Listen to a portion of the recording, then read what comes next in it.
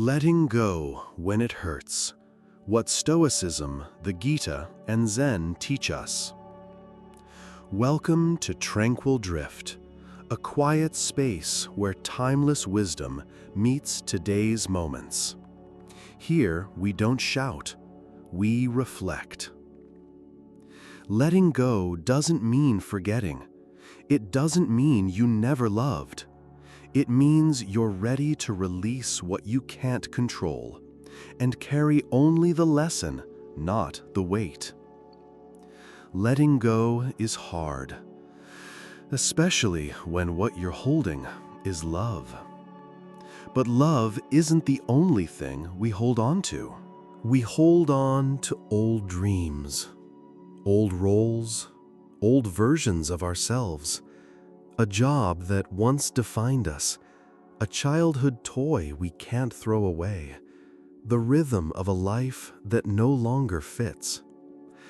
Letting go isn't just about heartbreak, it's about identity. And so today, we explore what the ancients, from the Stoics to the Gita, from Zen masters to modern thinkers, say about this universal challenge. Because whether you're letting go of a person, a purpose, or a phase of life, it still hurts. And there is still wisdom to help. Stoicism. Begin where you are. We begin with the Stoics. Marcus Aurelius once wrote, "Don't hope that events will turn out the way you want. Welcome events in whichever way they happen. This is the path to peace." To the Stoics, letting go is not defeat. It is the calm, clear act of making space for the present, instead of clinging to the illusion of control. They believed in preparing the mind daily for loss, not to be cold, but to be ready. To rehearse adversity, to sit with impermanence, to find freedom in acceptance. They knew that anything external, status, love, praise, even health, could vanish. So they asked, are you building a life anchored to outcomes or to character? Letting go in this frame is not giving up. It is living wisely.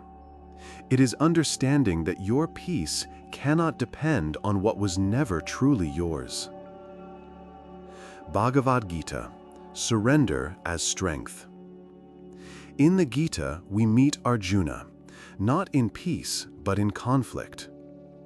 Torn between his duty and his heart, he looks across the battlefield and sees everything he's loved. He freezes. He doesn't want to harm those he cares for, his teachers, cousins, and elders. He questions the very idea of battle, even when it's for justice. And that's where Krishna offers a different lens. You have a right to perform your actions, but never to the fruits of your actions. This is a different kind of letting go. Not letting go of a person, but of the illusion that we control what happens next. Krishna doesn't tell Arjuna to stop feeling. He asks him to focus on what is right, not on what is comfortable. To act with clarity, not with attachment.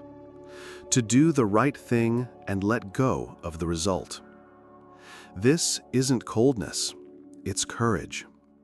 Because sometimes letting go means letting go of how we thought life would unfold, so we can meet it as it actually is. The Gita teaches, act in alignment with your values and release the rest. Zen, letting go without story. Zen offers something quieter, less language, more letting. A student once asked a master, "How do I let go of pain?" The master replied, "Why are you holding it?" Letting go in Zen is not dramatic. It is simple, but not easy. You notice the attachment, You acknowledge it, you release it. Not by analyzing, but by seeing. In the words of Zen teacher Shunryu Suzuki, leave your front door and your back door open. Allow your thoughts to come and go. Just don't serve them tea. Letting go here isn't an event, it's a posture. It's living with open hands. All letting go is the same shape. Letting go of a partner, a parent, a plan, it all shares the same emotional shape. There's longing, regret, doubt, and eventually, clarity. You begin to realize you were not losing yourself. You were losing what was no longer aligned with your becoming. And slowly you learn that grief is love in unfamiliar form, that memory can exist without possession, that freedom is found not in gaining, but in releasing.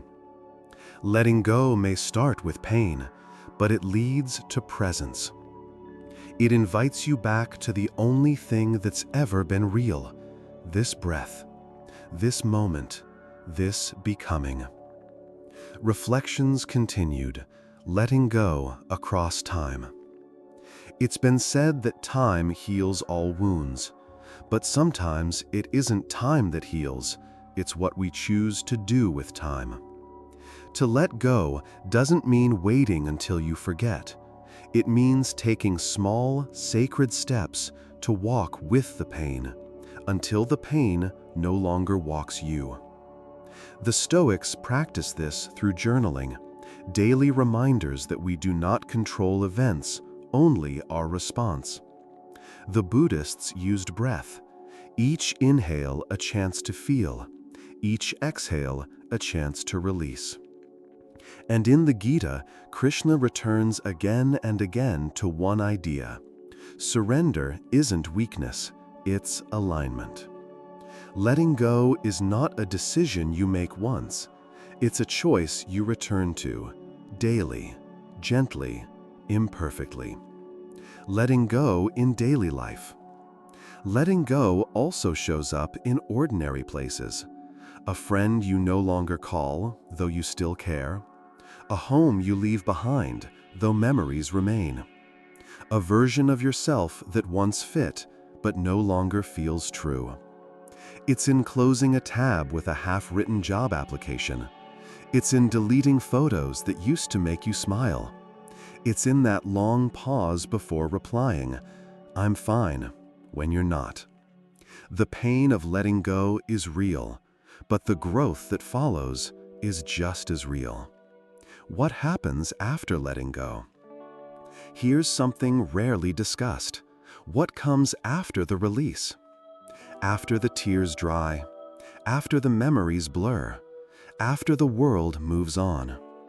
You might feel empty, not because you lost something, but because you finally stopped carrying it. That stillness, that silence, that's not loneliness, that's space. And into that space, new life can enter, new laughter, new love, new purpose. The ancients didn't tell us to let go and disappear. They told us to let go so we could reappear, rebuilt, realigned, ready. Letting go isn't linear. Some days you'll feel strong. Others, you'll scroll through old photos and wonder if you made a mistake. This isn't failure. It's the ebb and flow of healing. Letting go is not a staircase. It's the tide. It comes and goes, and every return teaches you something new. What matters is not that you fully released.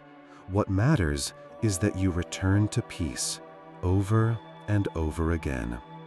Even if your hands tremble, even if your heart doesn't understand, you still try. And that, dear listener, is the quietest form of bravery. Final reflection. As you listen to this now, perhaps you already know what you need to release. A name, a memory, a version of yourself. You don't need to rush it. You don't need to force it. You only need to begin. Letting go is not a becoming someone new. It's about becoming you without the weight. And if there's something you'd like us to explore, a theme, a struggle, a question from ancient wisdom, let us know. This journey is better when we drift through it together. So breathe and drift.